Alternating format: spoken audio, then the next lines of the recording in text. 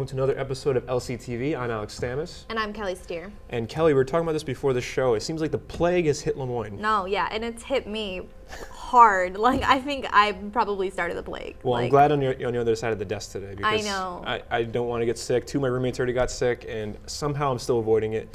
Knock on wood, but... You got to get that vitamin C, get lots of sleep. I've been taking a lot of Airborne. Every time I feel like I'm getting sick, I just pop a few of those, and thankfully it's been working so far, but I'm not sure how long it'll last me. Yeah, hopefully the rest of the year. Who knows? Fingers crossed. Yeah. But anyways, starting off in national news, investigators continue after the deadly shooting at the U.S. Navy Yard in Washington, D.C. on September 16th.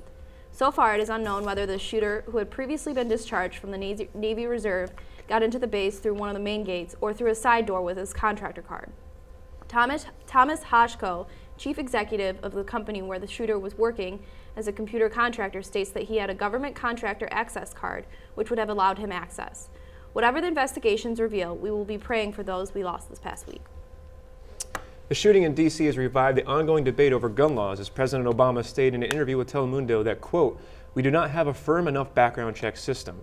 He continues to push for more rigorous background checks, particularly after finding out that investigations revealed a history of misconduct, one instance being when he shot out a man's tire back in 2004.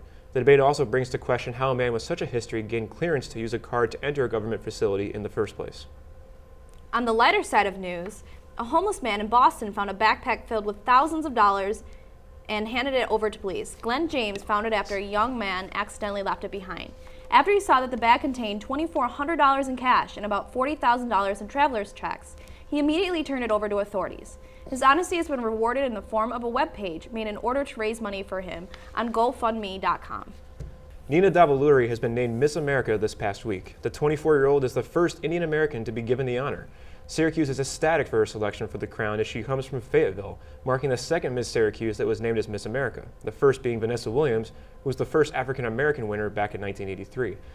Kelly, what do you think about this? Because there's been a lot of, controversy about the fact that she's an Indian American woman and she's been given Miss America. I don't see the problem with it. I don't either, but it kind of goes back, I think, to the whole thing that Americans get upset when anybody diverse in anything wins an American crown. But if you think about it, America was kind of built on this mix of races and the melting pot kind of deal. And I think I almost find it kind of offensive to America that people are so upset that an Indian American won this. And she's beautiful, she's smart. Why shouldn't she have won it? Why does her race matter? It sounds like she earned it. And no, yeah. I don't know much about it. I'm kind of just speaking based off what I've heard, which is very minimal, but it seems like people are overreacting and they're just trying to find something wrong with someone. Yeah. But that's about it. I don't know. I think it's pretty terrible.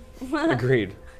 But on Tuesday, the 24th, come see Moyne College alumni Jacob Ellison and Justin Sullivan, founders of the Syracuse Fringe Festival.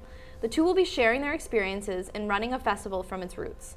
The goal of the Fringe Festival is to motivate local artists to showcase their talent and stimulate a co-production of culture.